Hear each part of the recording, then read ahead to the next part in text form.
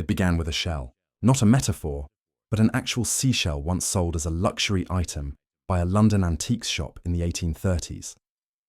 That small shop, owned by the Samuel family, would eventually evolve into an oil trading company shipping kerosene to the Far East in cans, adorned with a seashell emblem. What started as novelty would soon become empire. By the end of the 19th century, the oil industry was on the brink of reshaping the world. The Dutch East Indies, now Indonesia, had begun producing vast reserves of oil, and the Royal Dutch Petroleum Company emerged to capitalize on it. Meanwhile, in London, the Shell Transport and Trading Company was expanding its operations.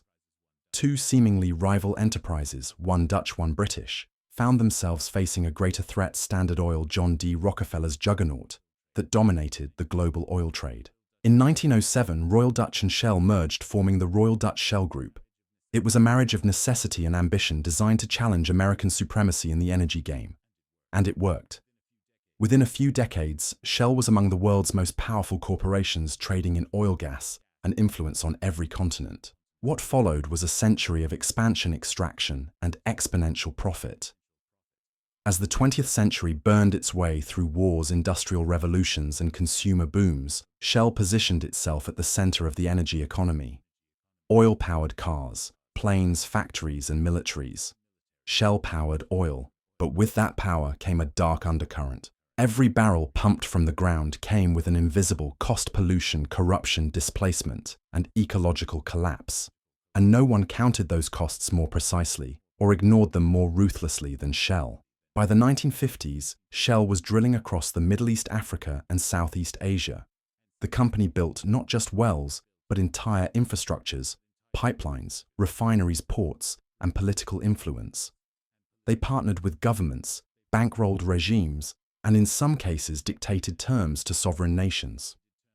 The goal was clear: secure access to oil, no matter the consequence. In Nigeria, Shell found one of its most profitable frontiers. The Niger Delta, a lush and densely populated region, sits atop vast oil reserves.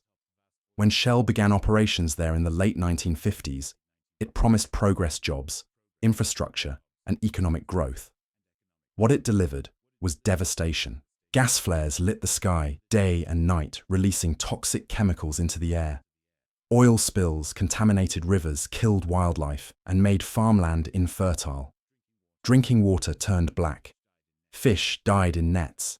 Children developed respiratory diseases. Villages were displaced. Communities starved. And Shell kept drilling. Over the next several decades, Shell would extract hundreds of billions of dollars in oil from Nigeria.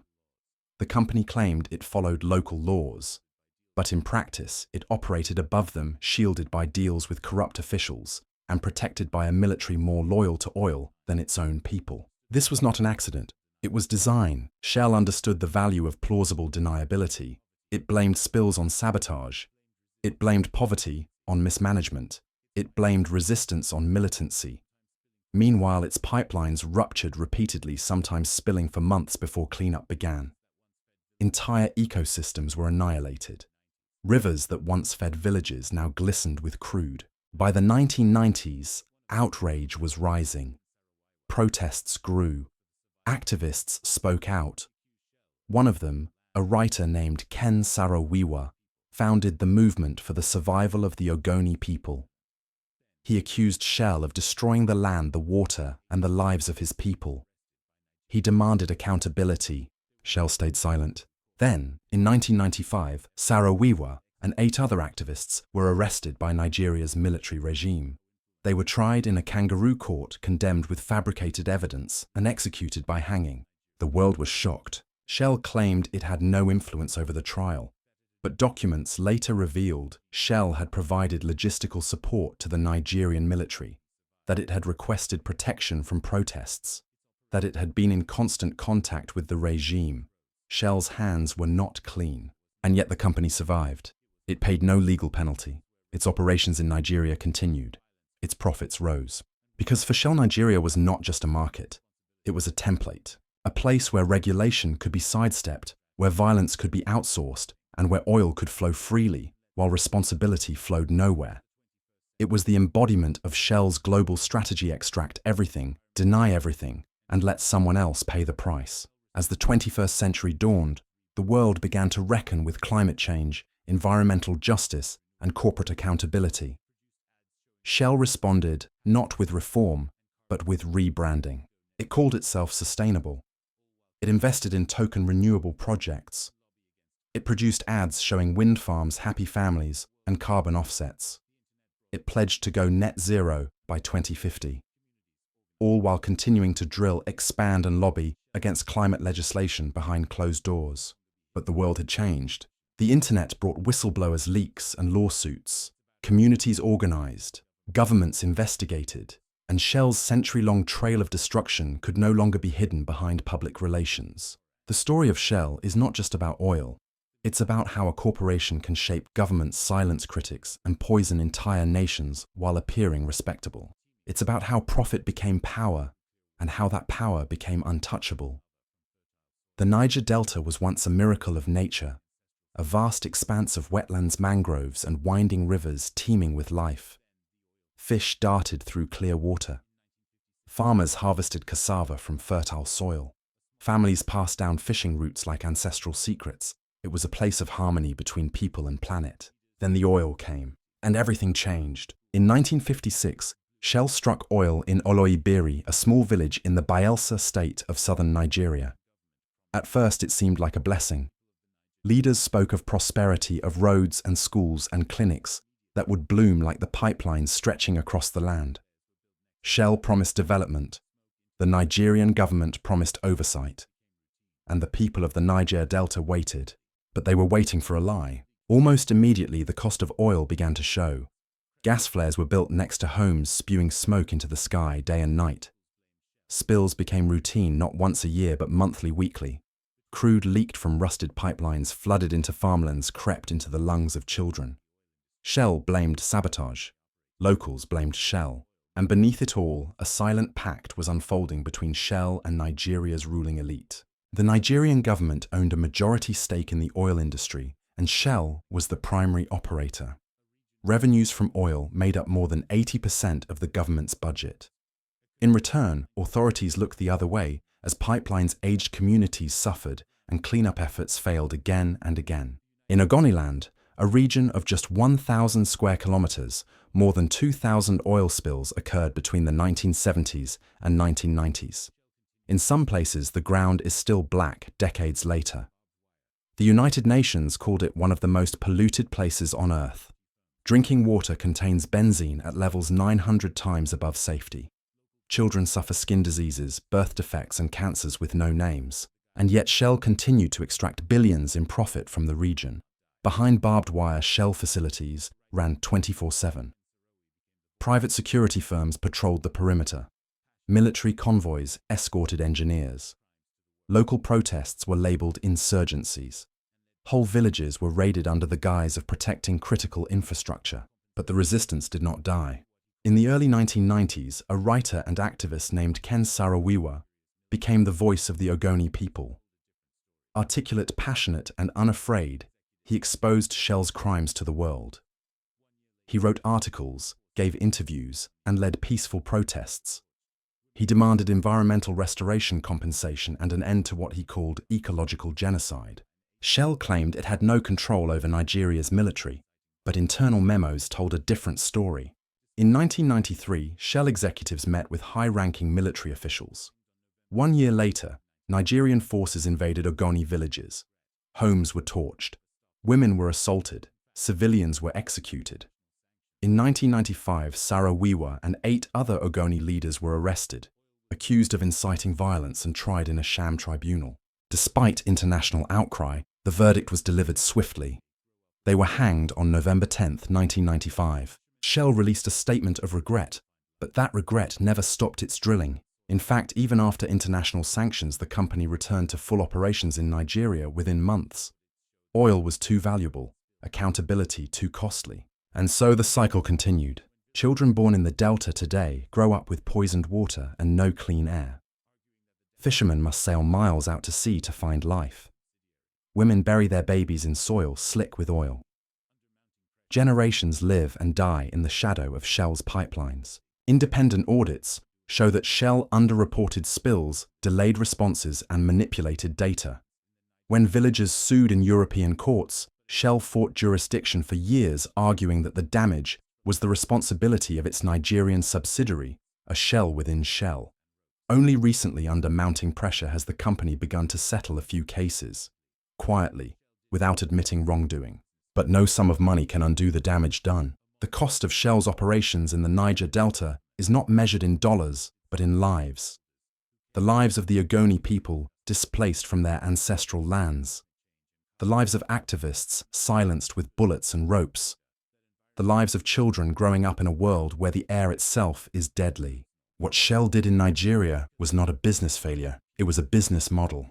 A model built on weak regulation, corrupted governments, and the calculated silence of shareholders who cared more for dividends than for justice. And as the world focused on climate change and carbon emissions, the Niger Delta stood as a brutal reminder that environmental destruction is not just global, it is local, personal, and often racial. Because the same company that ran PR campaigns about sustainability in Europe was poisoning black communities in Africa with impunity. And the world let them. The first warning came in 1981. It wasn't from Greenpeace or the United Nations. It was from Shell's own scientists. In a confidential internal report, Royal Dutch Shell acknowledged that burning fossil fuels was altering the composition of the atmosphere.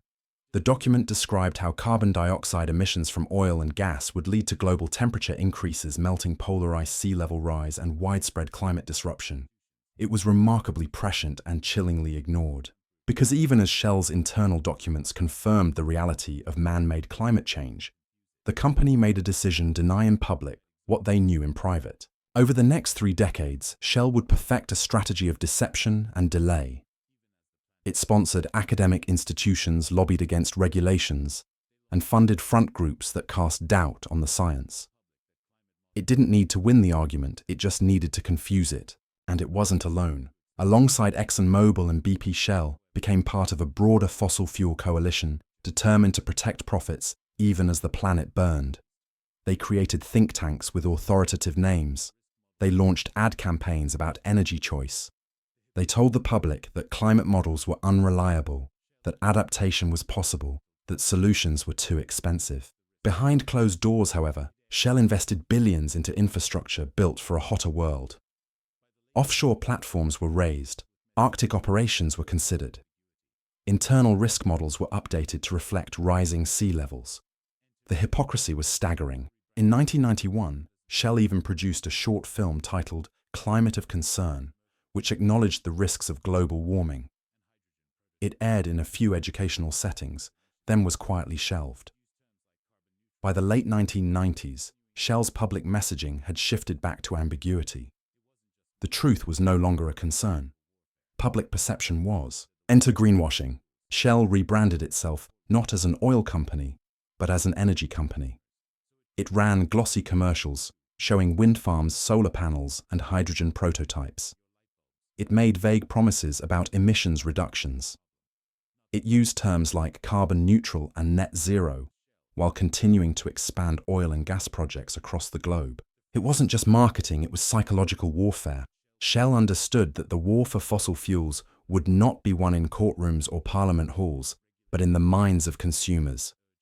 So it crafted a story that you, the consumer, were responsible for climate change, that your light bulbs, your travel habits, your meat consumption were the problem, not the billion-dollar corporations fueling the fire. It was Shell, after all, that popularized the term carbon footprint. The phrase originated in a BP campaign, but Shell pushed it globally, an elegant way to shift blame from systems to individuals. Instead of regulating polluters, governments urged citizens to recycle, to carpool, to eat less meat. Meanwhile, Shell extracted more oil, drilled deeper wells, and posted record profits. But eventually the lies began to unravel. By the 2010s, the effects of climate change were undeniable. Heat waves scorched cities, hurricanes intensified, fires engulfed forests, glaciers collapsed, and lawsuits began to emerge. In the Netherlands, a group of environmental organizations and 17,000 citizens sued Shell for violating human rights by contributing to dangerous climate change. The case was groundbreaking. For the first time, a court ordered a private company to cut its carbon emissions in line with the Paris Agreement. Shell appealed. It argued that it wasn't responsible for consumer emissions, that it was already making efforts to reduce its footprint, that it couldn't be held accountable for global energy demand. But the court rejected these claims, stating Shell's policy is not concrete, has many caveats, and is based on monitoring social developments, rather than the company's own responsibility. It was a legal earthquake, and it wasn't the only one. In the United States, Shell faced multiple lawsuits from states and municipalities seeking compensation for climate damages. In the UK, it was accused of misleading advertising. In South America, indigenous groups filed claims over land degradation and oil spills. But Shell remained evasive. It structured its corporate hierarchy to insulate liability. It used subsidiaries to shield parent entities. It fought jurisdiction in every court. And when it lost, it paid quietly, settled discreetly, and refused to admit fault. Even its climate pledges were laced with loopholes. Shell's net zero by 2050 commitment, for example, is filled with conditions. It relies heavily on carbon offsets, a system often criticized as a smokescreen for inaction. It includes emissions intensity rather than total emissions, allowing absolute pollution to rise. And worst of all, it allows Shell to continue exploring new oil and gas fields, even as climate science warns of catastrophe. In truth, Shell's climate strategy is not about saving the planet. It's about saving Shell. By appearing green, the company maintains social license. By lobbying softly, it avoids stronger regulation. By making small investments in renewables, it distracts from its core business, which remains overwhelmingly fossil fuels. In 2022, Shell posted over $40 billion in annual profit, its highest in over a decade. As war in Ukraine disrupted global energy markets, Shell capitalized. While consumers faced record energy prices, Shell executives received record bonuses. And once again, the cost was borne by the public, economically, environmentally, existentially. What Shell has done is not innovation. It is manipulation. It has mastered the art of appearing as part of the solution while being one of the greatest drivers of the problem. There is a saying in the corporate world, if you're too big to fail, you're too big to jail. For over a century, Shell has operated under this principle, untouchable, unaccountable, and almost mythological in scale. It is not just a company. It is a system, a political force, a financial juggernaut, a symbol of both progress and destruction, and it has never stood trial. Not for the hundreds of oil spills in the Niger Delta. Not for the air poisoned by gas flares. Not for the assassination of environmental activists. Not for the lies told about climate change. Not for the lobbying, the greenwashing, the misinformation. Shell has paid fines. It has settled lawsuits, but accountability, real transformative justice, that has never arrived. Why? Because Shell, like other fossil fuel giants, operates within a framework built to protect it. It is backed by investors who profit from its dividends, enabled by governments who depend on its taxes, defended by legal systems that struggle to transcend borders and shell corporations, and shielded by a society that remains addicted to cheap energy and easy convenience. This is not just about one company. It's about the structure of modern capitalism in which profit is privatized, but cost is externalized to the environment, to communities, to future generations. Shell's defenders argue that it provides energy to billions, that it creates jobs, that it funds pensions and supports economies. And they're not wrong, but they're not honest either. Because what they don't say is that Shell has had countless opportunities and resources to lead the transition away from fossil fuels. And every time it chose instead to double down. It fought regulations. It delayed action. It lied. In 2023, Shell announced that it was scaling back its renewable energy investments and would focus more on oil and gas growth. Despite record-breaking heat waves, global climate protests, and worsening natural disasters, Shell's message was clear: profit first. It wasn't alone. Across the industry, oil giants made similar announcements. The green transition had become too slow, too expensive, too uncertain. The future could wait. The quarterly earnings report could not. But the planet cannot wait. We are already witnessing the collapse of systems once taken for granted. Crops failing in heat waves. Cities flooding from rising seas. Wildfires swallowing entire towns. Millions displaced, ecosystems, shattered economies in crisis. And through it all, Shell continues to pump more oil, more gas, more emissions. In the halls of international diplomacy, there are murmurs of reform. Some governments are introducing carbon taxes. Courts are beginning to rule against polluters. Citizens are organizing.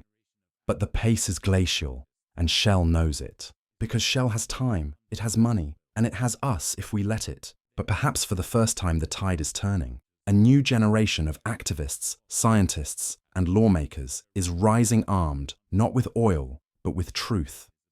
They are building legal frameworks to hold polluters liable. They are pushing for fossil fuel phase-outs. They are rewriting the social contract to say no company is above accountability. In 2023, the European Parliament debated a directive that would force corporations to disclose environmental and human rights violations and make executives personally liable for failures. In the US, climate lawsuits are progressing to trial. In the Global South, communities are demanding reparations, not just apologies. And in the court of public opinion, Shell is losing its credibility. Young consumers do not trust it. Investors are beginning to divest. Employees are asking hard questions. Even shareholders are voting against executive compensation packages linked to fossil fuel expansion. Shell may never face a reckoning in handcuffs, but it may face something far more devastating to its empire irrelevance. Because the real revolution isn't just legal or political. It's economic, it's cultural, it's moral. It's in the choice to bike instead of drive, to vote for leaders who prioritize the planet, to invest in clean energy, to expose greenwashing, to tell the truth, and above all, to remember that Shell is not a victim of circumstance. It is a creator of crisis, that the oil on our streets is stained with blood, that the plastic in our oceans is the residue of convenience, that the silence we allowed for decades was complicity. This documentary is not a eulogy, it is a warning that justice delayed is justice denied, that ecosystems do not have legal teams. That time is running out. The billion-dollar environmental crimes of Shell will not be undone by a single video, a single lawsuit, or even a single generation, but they must be named. They must be known. And above all, they must be remembered. Because only then can we build a world where the next Shell cannot exist. And perhaps one day, the earth will heal, not because corporations let it, but because people finally stood up and said, enough.